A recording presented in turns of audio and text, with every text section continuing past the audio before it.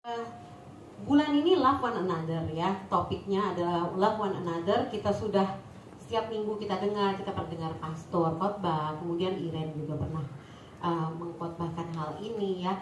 Dan ayat kuncinya itu dari Yohanes 13 ayat 34. Coba saya mau tes lagi sekarang ya. Nah kali ini itu dong, lebih responsif dong. Kalau saya tanya, mau tes lagi.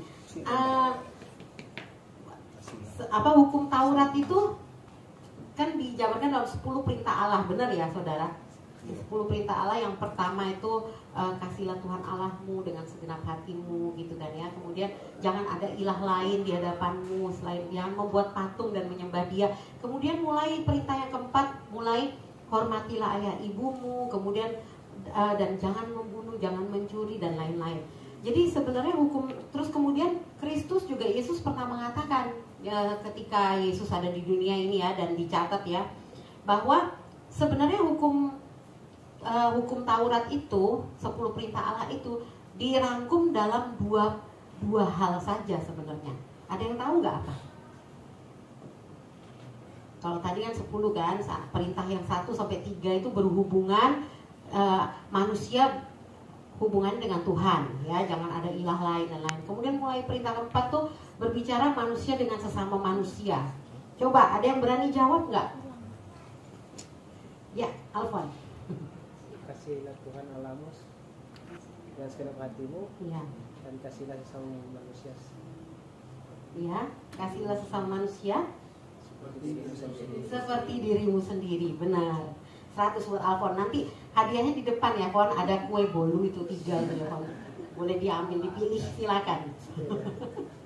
Oke, ya. Jadi hukum Taurat tuh dirangkum tuh sebenarnya jadi 2 aja sebenarnya ya. Cuma 2 kok. Yang ngomongnya gampang ya. Kasihlah Tuhan Allahmu dengan segenap hati, jiwa, kekuatan, akal budimu. Dan kasihilah sesamamu seperti dirimu sendiri. Nah, itu hukum Taurat tuh dirangkum seperti itu. Nah, namun di ayat kunci kita pada hari ini ya, dan selama bulan ini mengenai mengasihilah seorang akan yang lain, itu ayat kuncinya diambil dari Yohanes 13 ayat 34. Silakan. Yohanes 13 ayat 34. Ayo kita baca sama-sama ya saudara ya. 3, 2, 1.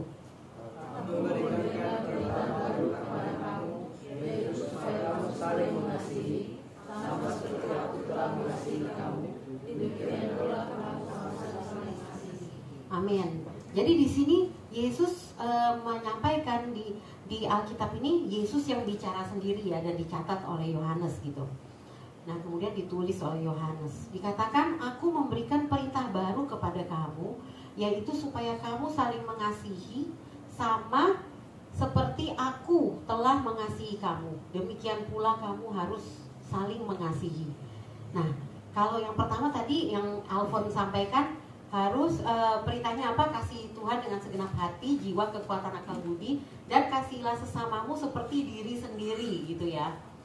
Nah, saya nggak pasti kenapa kok Yesus memberikan perintah baru ini yang sedikit berbeda. Perbedaannya itu cuma di sini nih, yaitu kamu saling mengasihi sama seperti aku telah mengasihi kamu. Ya, bedanya di mana? Di situ tuh bedanya. Entah kenapa ya, kalau logika saya sih berpikir apa mungkin manusia itu nggak mampu juga kali mengasihi orang lain seperti mengasihi diri sendiri. Karena mungkin banyak ya orang-orang saat ini bahkan mengasihi dirinya sendiri aja enggak gitu kan, nggak bisa, nggak mampu mengasihi diri sendiri karena sebegitu ininya ya, sifat keberdosaan manusia gitu, sehingga dia mungkin mengasihi diri sendiri nggak mampu gitu ya.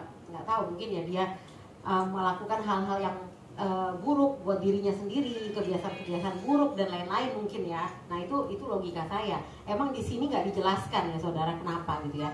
Tapi biasanya sesuatu hal yang baru kayak perintah tambahan, kalau misalnya kita ada kebijakan ini, kemudian ada ketentuan tambahan, ada adendum gitu kan ya biasanya. Nah biasanya itu sesuatu hal yang penting.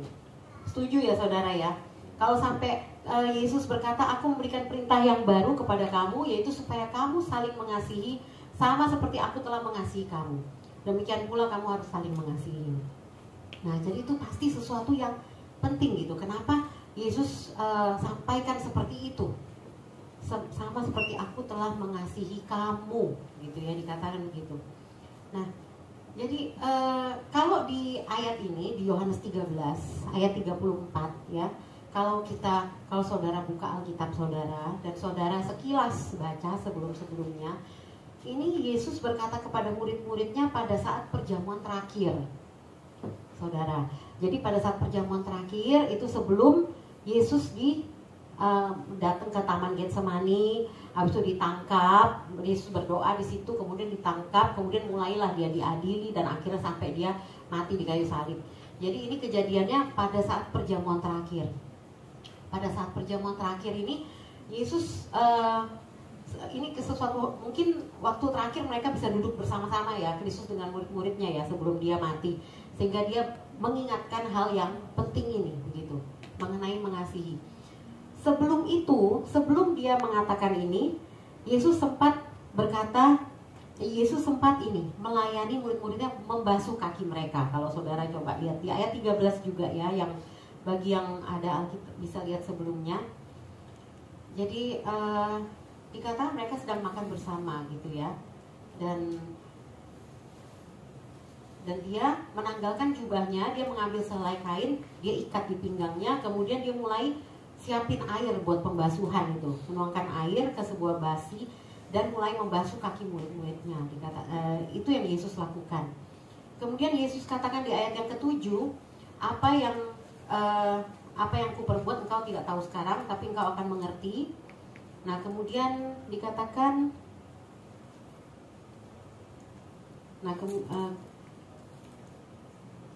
dikatakan di ayat yang ke-13, kamu menyebut aku guru dan Tuhan, dan katamu itu tepat, sebab memang akulah guru dan Tuhan. Jadi jikalau aku membasuh kakimu, aku yang adalah Tuhan dan gurumu, maka kamu pun wajib saling membasuh kakimu. Sebab, ayat 15, aku telah memberikan suatu teladan kepada kamu, supaya kamu juga berbuat sama seperti yang telah kuperbuat kepadamu. Jadi Kristus tuh memberikan teladan bagi kita. Amin, saudara. Jadi kita mungkin sering mendengar hamba Tuhan berkata, kita nih harus menjadi lebih serupa seperti Kristus, begitu. Dan teladan kita adalah Kristus, begitu ya. Kita mungkin sering dengar seperti itu. Dan jadi kemudian di berikutnya baru berikutnya terjadi kejadian yang Yudas pergi meninggalkan perjamuan itu. Yudas yang nantinya akan menjadi murid yang menyerahkan Yesus, yang mengkhianati Yesus, dia pergi. Setelah Yudas pergi, baru Yesus mengatakan hal ini gitu kepada muridnya.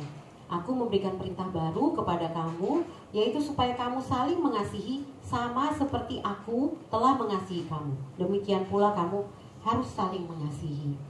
Dan jadilah teks firman Tuhan ini. Dan ini bukan satu-satunya saudara ya. Kita kalau lihat nanti di Yohanes 15 ada juga mengatakan mengenai perintah baru ini. Terus ada satu teks lagi ya, tepatnya nanti saya lupa ya tepatnya, tapi dikatakan ini sebenarnya bukan perintah baru. Sebenarnya ini perintah lama. Sebenarnya sudah ada tertulis ya, benar ya, sudah tertulis mengenai mengasihi sesama seperti dirimu. Namun ini merupakan perintah baru karena mengasihi sesama seperti yang aku telah mengasihi. Jadi ini barunya di sana gitu ya saudara ya. Nah, jadi ini sebenarnya perintah lama. Kita udah tahu bahwa kita harus mengasihi sesama kita. Namun ini juga baru, next. Jadi old and new gitu ya. Nah, dia lama tapi baru gitu. Yang lama yang kita tahu pasti saling mengasihi ya. Memang kita disuruh saling mengasihi. Tuhan meminta agar kita saling mengasihi. Sebab saling mengasihi itu, kalau kita umat Tuhan saling mengasihi, luar biasa dampaknya saudara. Mungkin saudara kan udah pernah dengar di khotbah-khotbah sebelumnya ya, bagaimana umat Tuhan yang saling mengasihi, mereka menjadi berkat bagi orang-orang. Tuhan menambahkan jumlah mereka. Kemudian banyak orang melihat dan mereka menjadi percaya gitu, karena umat Tuhan saling mengasihi. Dan jadi ada dua poin yang penting di ayat ayat kita ya hari ini, yaitu Yohanes 13 ayat 34. Saling mengasihi sama seperti aku, maksudnya sama seperti Kristus ya. Siapa yang yakin dan percaya kasih Kristus itu luar biasa buat kita? Coba angkat tangannya. Oke, lumayan banyak. Oke, terima kasih yang udah angkat tangannya. Oke, ya jadi sekarang saudara udah diinfoin ya, syaratnya mengasihi, bukan syarat sih, teladan ya. Tuhan Yesus memberi teladan, mengasihi sesama kita sama seperti Dia mengasihi. Nah, sekarang pertanyaan, apakah saudara masih mau ikut Yesus? Masih ya, coba next. Bener masih mau ya, saudara masih mau ya ikut Yesus ya. Oke. Dikatakan kita sering juga ya ngomong, aku pikul salib setiap hari mengikut Yesus ya.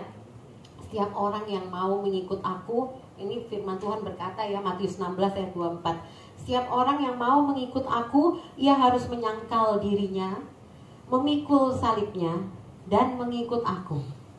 Amin. Saudara, ini firman Tuhan berkata demikian. Nah sekarang berarti ini semua ya saudara ya, semua aspek gitu, termasuk saat kita mengasihi sesama kita ya, kita harus ikut bagaimana Yesus mengasihi kita. Amin. Balik lagi ke kita deh, bagaimana gitu loh Yesus mengasihi kita. Kalau saya sangat ini ya, terkagum gitu sebenarnya dengan bagaimana Yesus mengasihi saya gitu.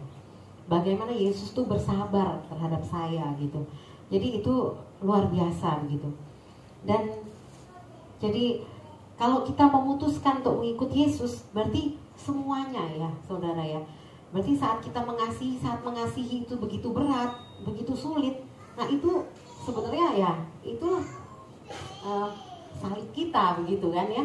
Salib kita itulah, makanya di situ disebut kita menyangkal diri begitu, padahal mungkin berat gitu ya. Nah kalau kita jadi firman ini itu nggak bisa kita ucapkan dengan enteng saudara. Aku sangkal diri, pikul salib, ikut Tuhan gitu ya, karena gitu. Bener nggak gitu?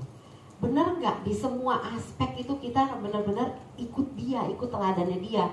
Apalagi di khususnya Yohanes 13 ayat 34 ini, Kristus secara tegas berkata gitu, kasihilah sesamamu seperti aku sudah mengasihi kamu. Luar biasa ya, gimana Yesus mengasihi kita. Kita tahu yang pasti gitu ya, sampai kita ada di sini saat ini, kita bisa percaya Tuhan, kita bisa punya pengharapan di dalam Dia, kita bisa memandang kepada Dia saat kita lemah, saat kita punya pegangan itu apa yang Yesus lakukan saudara? Dia mati di atas kayu salib untuk kita. Amin. Ya luar biasa itu kasihnya seperti itu. Oke. Berikutnya, nah ini saudara, saya ada gambar ya. Kelihatan nggak nih saudara? Coba saya mau tanya sama Pak Doni. Pak Doni, yang di bawah ini gambar apa Pak Doni? Api unggun. Oke. Kalau saya mau tanya sama Joyce, yang di kanan itu gambar apa Joyce? Perahu sama air. Oke. Nah saya mau tanya sekarang ya, saya tunjuk aja ya. Ya udah saya nggak tunjuk deh, boleh angkat tangan deh ya. Tapi kalau kelamaan nggak angkat tangan saya tunjuk. Nah kira-kira kalau saudara lihat ini api unggun ini, atau saudara lihat perahu itu, ya perahu itu, apa yang saudara ingat? Apa yang saudara rasakan atau apa yang saudara ingat? Mereka nggak bisa bersatu. Kenapa? Mereka nggak bisa bersatu. Oke. Kalau api unggunnya aja apa, Adi? Kamu ingat sesuatu nggak? Apa mungkin pernah pengalaman di pinggir pantai berdua dengan si dia gitu, terus habis itu duduk di samping api unggun, mungkin pernah gitu? Nggak pernah. Oke, ada yang lain mungkin mau menjawab? Ya, Pak Tenggo angkat tangan ya? Siapa yang angkat tangan tadi? Pak Mike. Pak Mike, kira-kira kalau melihat api unggun atau melihat perahu itu yang diingat apa tuh Pak? Kemana yang api unggun aja? Boleh, api unggun boleh. Ya camping. Camping, ingat camping ya. Jadi happy ya Pak pengalamannya ya. Kayak happy ya gitu. Oke, saya pikir lihat perahu itu ingat pernah main gitar sama itu sama doi dulu, terus habis itu nyanyi lagu kemesraan ini gitu. Enggak. Oke, aku boleh. Pastor tadi aku udah tanya di rumah, jawabannya agak-agak nyeleneh. Enggak deh, Pastor enggak. Oke, Bu Sisil, coba Bu Sisil. Kalau melihat ini apa yang diingat Bu? Kalau saya ingat kebersamaan dengan keluarga saya bakar singkong jagung sama-sama. Wah, asik banget. Iya ya. Oke, ya. Terima kasih udah menjawab. Wah, itu pengalaman yang menyenangkan ya. Satu lagi deh. Rafael. Kira-kira kalau melihat itu ingetnya apa Rafael? Kenapa? Camping. Oh, camping. Oke. Tapi enak ya, camping enak ya. Oke. Nah, tapi ada satu orang ya saudara ya, satu orang di Alkitab. Kalau dia lihat ini saudara, dia mungkin sedih. Terus habis itu dia akan mungkin dia menangis, sedih gitu ya, sedih banget. Ini pengalaman yang dia nggak mau ingat mungkin, pengalaman yang membuat dia trauma mungkin gitu ya. Siapa ya kira-kira ya? Siapa? Tadi ada yang jawab? Aku nggak dengar siapa. Denny ya? Oh Pak Doni. Siapa Pak Doni? Petrus. Iya benar 100 Pak Doni, nanti boleh 3 kue ya. Iya, Petrus kalau lihat ini dia nggak ingat pengalaman baik, malah dia ingat kegagalannya dia gitu ya. Karena si Petrus ini, kalau saudara Petrus ya, kalau di ini perahu ini ya, Petrus waktu dipanggil Tuhan dia lagi di perahu lagi mancing ya. Pada saat dia mancing, Tuhan Yesus lewat. Tuhan Yesus memanggil dia menjadi murid dan dia meninggalkan itu semua, dia ikut Yesus gitu. Kemudian kalau yang api unggun ini, nah itu kejadiannya pada saat Petrus apa tuh? Menyangkal Yesus. Jadi setelah Yesus setelah Yesus disalib gitu ya, malamnya sebelum Yesus disalib. Nah dia kan pada takut tuh deket-deket Yesus, murid-muridnya, karena kan Yesus dijaga oleh tentara-tentara Romawi. Nah kemudian ada sekelompok orang lagi menghangatkan badan dekatnya perapian gitu ya, dekatnya perapian. Kemudian ada yang nanya, loh kamu kan sama dia, sama Yesus itu, gitu kan? Enggak ya, saya nggak sama dia. Kemudian nggak lama ada yang nanya, iya kamu sama dia, kamu sekelompok sama dia, serombongan sama dia kan, segrup gitu. Enggak, apaan sih gitu kan? Petrus 2 kali menyangkal Tuhan gitu. Kemudian sekali lagi, benar tadi kita lihat sama-sama, saya nggak ngerti kamu ngomong apa. Petrus ngomong gitu, kemudian Petrus kabur. Dan itu setelah itu ayam berkokok 3 kali begitu ya. Dan itu Petrus sedih banget. Dia sedih banget, dia pergi, dia tahu dia sudah gagal gitu ya. Dia sudah gagal. Padahal malam sebelumnya baru dia ngomong sama Yesus. Yesus bilang, kemana aku pergi, kamu nggak bisa ikut aku. Karena cuman aku yang bisa pergi ke sana, ke tempat di mana aku pergi. Enggak, Tuhan, aku mati aja aku mau kok buat kamu. Petrus baru ngomong begitu, gitu ya. Nah tapi esok malamnya dia menyangkal Yesus 3 kali, gitu. Nah kemudian gimana? Yesus kita tahu next slide. Nah kemudian ini kejadiannya kapan nih, saudara? Nah ini Yesus lagi di pinggir danau. Ada perapian juga ya di situ ya. Kemudian ada kapal juga jauh situ, nggak terlalu kelihatan ya ada kapal. Nah di sini adalah di mana Yesus tuh berekonsiliasi dengan Petrus. Yang memulai rekonsiliasi bukan Petrus saudara, Kristus sendiri gitu ya. Kalau saudara ikutin ceritanya, bisa ada perapian ini juga, ada kapal juga. Jadi Kristus tuh dia yang berinisiatif saudara untuk berekonsiliasi dengan kita, untuk memanggil kita, untuk mengingatkan kita pada saat kita jatuh, saudara. Jadi Kalau kita tahu terus ceritanya ini ya, Yesus datang memanggil, ayo sini Petrus, ayo makan. Dan beberapa orang murid Petrus begitu lihat Yesus langsung senang sekali, dia langsung nyebur ke laut berenang gitu kan ya, langsung biar cepet nyampe ke darat. Dan di situ, ayo mari kalian udah semalaman. Pertamanya mereka nangkep ikan dulu gitu kan ya. Nah kemudian kalian udah semalaman nggak? Itu kan nggak dapat ikan, sarapan. Yesus ajak Petrus dan teman-temannya sarapan di pinggir pantai begitu, di pinggir danau sambil bakar ikan gitu ya, hasil tangkapan mereka. Dan disitulah Kristus berekonsiliasi dengan Petrus, luar biasa ya. Kristus tanya, apakah engkau mengasihi aku Petrus gitu? Dan Petrus berkata, ya Tuhan, aku mengasihi kamu. Kemudian gembalakanlah domba-dombaku. Kristus berkata gitu. Dan dia tanya lagi, apakah engkau mengasihi aku Petrus? Ya Tuhan, aku mengasihi kamu. Gembalakanlah domba-dombaku. Yesus berkata begitu. Sekali lagi Yesus tanya, apakah engkau mengasihi aku Petrus? Petrus sedih langsung, karena Yesus sampai nanya 3 kali gitu kan. Ya Tuhan, aku mengasihi engkau, engkau tahu hatiku gitu. Dan Yesus berkata, gembalakanlah domba-dombaku. Jadi ini, kalau ini nih yang namanya bukan next slide. Kalau ini menurut saya yang namanya bukan cinta biasa, amen. Bukan kalah, kalau cintanya Afgan mah nggak ada apa-apanya ya saudara ya. Ini gambarnya Yesus sama Petrus gitu ya. Jadi cinta yang ini bukan cinta biasa, benar-benar apa yang Yesus tunjukkan kepada Petrus, amin saudara. Jadi kembali lagi kita ke ayat kita ya, Yohanes 13 ayat 34. Dikatakan di situ, aku memberikan perintah baru kepada kamu, yaitu supaya kamu saling mengasihi, sama seperti aku telah mengasihi kamu. Demikian pula kamu harus saling mengasihi. Di sini kita bisa melihat dari tadi yang kita dengar ya, dan kita lihat bagaimana Yesus dia begitu menjangkau Petrus gitu ya, dan sehingga Petrus akhirnya itu menjadi rasul yang luar biasa ya. Bahkan dikatakan kalau contoh gembala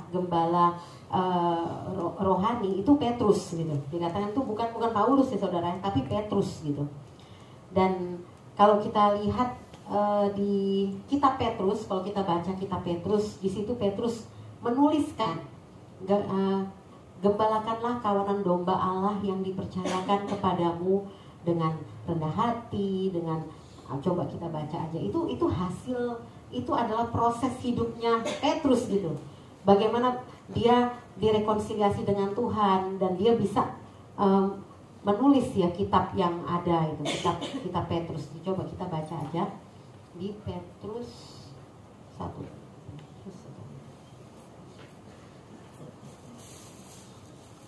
Di pasal berapa pastor bisa bantu? Yang gembalakanlah kawanan domba Allah yang dipercaya kepadamu dengan, saya nggak catat.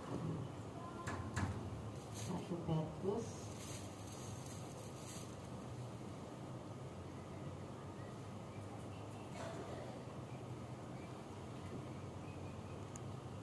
ini 1 Petrus 5 ayat 2. Petrus menulis seperti ini, gembalakanlah kawanan domba Allah yang ada padamu, jangan dengan paksa tetapi dengan sukarela, sesuai dengan kehendak Allah, dan jangan karena mau mencari keuntungan tetapi dengan pengabdian diri. Janganlah kamu berbuat seolah-olah kamu mau memerintah atas mereka yang dipercayakan kepadamu, tetapi hendaklah kamu menjadi teladan bagi kawanan domba itu.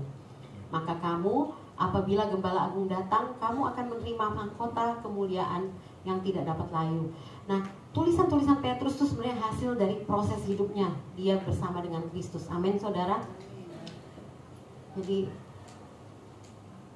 kita lihat luar biasa ya. Jadi kalau kita lihat Yesus beberapa kali dia sebut mengenai kata teladan.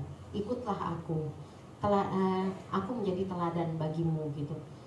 Dan kita bisa melihat sini bagaimana kita mengasihi sesama. Nextnya slide ya. Yesus sudah menetapkan standarnya, saudara. Amin.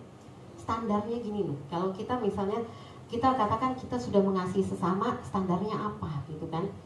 Standar kita mengasihi sesama adalah bagaimana Kristus mengasihi kita. Amin. Ini dia Jadi Yesus memberikan kita standar atau teladan dalam hal mengasihi sesama, yaitu seperti Dia mengasihi kita. Bagaimana sih Kristus mengasihi kita? Ada yang mau jawab? Apa yang selama ini Tuhan sudah kerjakan? Oke. Nah, yang beberapa kali kalau kita baca di Perjanjian Baru, kita lihat bagaimana sih Dia mengasihi kita dengan belas kasihan. Benar ya saudara? Pernah nggak dengar Yesus hatinya tergerak oleh belas kasihan, makanya Dia sembuhkan ada orang yang buta itu. Kalau nggak salah Bartimeus namanya. Nah, melihat dia, Yesus tergerak belas kasihan, kemudian Dia menyembuhkan. Kemudian Yesus juga tergerak belas kasihan pada saat orang-orang banyak mengikuti Dia. Kemudian mereka udah mengikut Dia seharian, wah mereka pasti lapar. Yesus tergerak belas kasihan, Dia menyediakan makanan, di mana terjadi mujizat 5 roti dan 2 ikan jadi untuk 5.000 orang laki-laki saja gitu ya. Dan itu 2 kali terjadi. Nah kemudian kita juga dengar ya bagaimana Yesus tuh mengasihi kita tuh dengan belas kasihan, yaitu jadi yaitu Dia belas kasihan bukan berarti terus habis itu kasihan terus gitu ya, enggak. Tapi ada waktu-waktunya di mana Yesus menegur. Dia pernah menegur Marta begitu ya. Dan kemudian bagaimana sih Dia mengasihi kita? Yang berikutnya, yang pertama dengan belas kasihan gitu ya saudara. Yang kedua dan yang pasti, Dia mengasihi kita itu all the way gitu, nggak setengah-setengah. Amin ya saudara ya. Dia mengasihi kita itu nggak setengah-setengah saudara. Dia mati bagi kita, amin. Dia mati di kayu salib bagi kita. Padahal itu sesuatu yang secara manusiawi mungkin berat banget bagi Yesus ya. Sampai Dia nangis berpeluh darah begitu ya di Getsemani. Dan Yohanes 15 ayat 13 di situ Yesus berkata, tidak ada kasih yang lebih besar daripada kasih seorang yang memberikan nyawanya untuk sahabat-sahabatnya. Itulah teladan yang Yesus berikan gitu ya, bagaimana Dia mengasihi kita gitu. Nah kemudian kita bisa lihat juga bahwa Yesus mengasihi orang-orang yang jahat sama Dia tuh dikasihi juga gitu ya. Di atas kayu salib Yesus mendoakan orang yang menyalibkan Dia gitu, orang-orang yang mengecewakan Dia, orang-orang Israel gitu ya. Dia mendoakan mereka, dia katakan, Bapa ampunilah mereka, sebab mereka tidak mengerti apa yang mereka lakukan gitu. Jadi demikian ya, dan saya yakin setiap kita pasti punya pengalaman masing-masing pribadi bagaimana Yesus mengasihi kita. Amin. Harusnya ini nih keras nih amin. Amin saudara. Amin. Ya jadi nah kita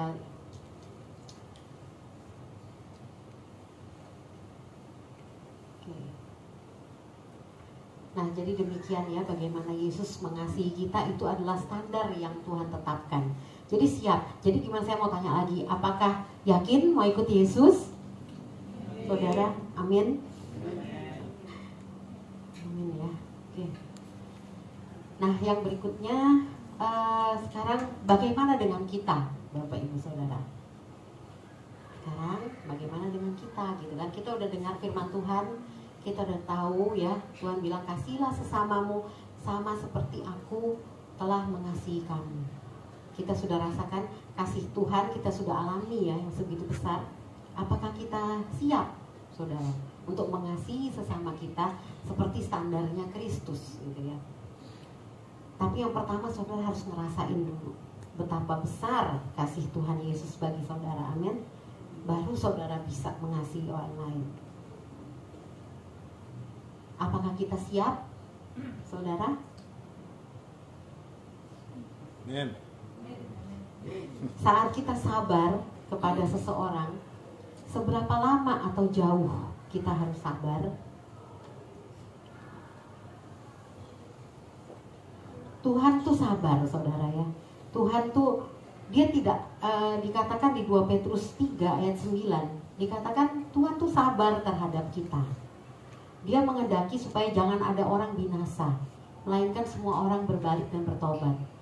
Nah, jadi dikatakan Tuhan tuh sabar. Nah, saat kita sabar sama seseorang, seberapa lama atau seberapa jauh kita harus sabar? Ya. kita sudah mengalami kesabaran Tuhan, amin, dalam hidup kita kan ya. Tapi kita yang tahu, saudara, kita juga kalau kita tahu dan sadar, kita pasti tidak mempermainkan kesabaran Tuhan, amin, ya kan? Karena nanti ada waktunya pasti. Tuhan datang, sudah nggak ada waktu lagi, atau kita yang dipanggil Tuhan dulu gitu ya. Sudah nggak ada waktu lagi kita untuk melakukan kehendak Tuhan karena kita sudah dipanggil gitu ya Tuhan. Nah, kemudian saat kita memaafkan orang yang bersalah kepada kita, seberapa jauh kita memaafkan? Apakah cukup sampai hati ini nggak sakit lagi? Yang penting aku bisa move on, gitu ya. Kalau saya begitu, saudara ya, soalnya saya udah dari saya masih muda, saya pernah dengar firman yang saya pegang untuk jadi pegangan saya. Kalau ada orang yang menyakiti kamu, ampuni, forgive, gitu kan. Dan saya benar-benar ini ikutin gitu ya, supaya saya tujuannya apa? Supaya aku beres. Aku nggak mau akunya nyimpen dendam, aku nyimpen kemarahan atau sakit hati sama dia, aku yang nggak bisa move on, aku yang hidupku mandek, aku nggak mau gitu. Nah maksudnya itu tujuan saya mengampuni dia untuk saya gitu loh, saudara ya. Tujuan saya mengampuni dia supaya saya bisa move on dengan hidup saya. Biarlah anjing menggonggong, kafilah berlalu. Aku mengampuni kamu kok. Saya mengampuni bener kok. Saya lihat dia, saya juga nggak marah lagi gitu ya. Tapi ya saya nggak mau deket-deket dia, gitu loh. Maksudnya saya jaga jarak lah sama dia. Nah atau apa gitu ya. Nah tapi di sini kalau kita lihat Tuhan Yesus ya, gitu ya. Apakah cukup kalau kita memaafkan orang itu cuma sampai hati ini nggak sakit lagi, terus aku move on gitu ya? Atau sampai orang itu bisa mengenal kasih Kristus, sehingga hidupnya pun mengalami transformasi. Ya, jadi apakah saat kita memaafkan, seberapa jauh, saudara? Apakah cukup sampai kita beres gitu aja, kita pergi gitu ya, move on, atau sampai orang itu mengenal kasih Kristus? Harusnya itu yang menjadi tujuan kita, amin, saudara. Tujuan kita selalu agar sesama kita mengenal kasih Kristus. Tujuan kita mengasihi sesama supaya mereka terbangun, mereka semakin dekat kepada Kristus. Siapa yang setuju itu harus jadi tujuan kita? Amin. Ya. Loh, kan orangnya udah lebih lama Kristen dari kita, udah pelayanan lagi, gitu masih nyakitin aku, gitu kan? Udah lebih lama jadi Kristen, udah pelayanan, gitu ya. Aku udah memaafkan dia kok, aku udah beres, aku udah gak ada urusan lagi sama dia gitu. Tapi firman Tuhan berkata seperti ini, saudara. Firman Tuhan di 1 Yohanes 2 ayat 9 berkata, barang siapa berkata bahwa ia berada di dalam terang, tetapi ia membenci saudaranya, ia berada di dalam kegelapan sampai sekarang. Barang siapa mengasihi saudaranya, ia tetap berada di dalam terang, dan di dalam dia tidak ada penyesatan.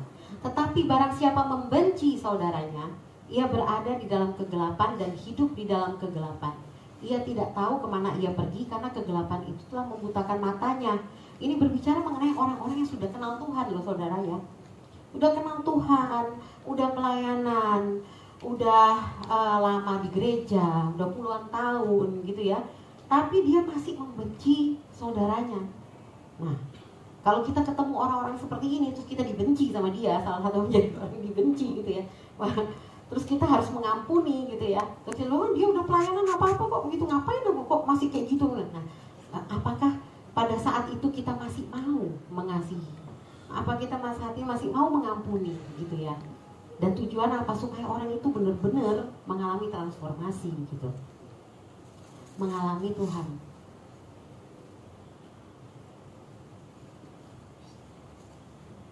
Jadi ya kita berdoa ya agar Tuhan tuh kita semua boleh merasakan kasih Tuhan yang benar-benar sudah mengubahkan hidup kita, sehingga kita pun bisa mengasihi sesama kita seperti standarnya Tuhan. Amin, saudara. Saya undang pemusik untuk maju ke depan.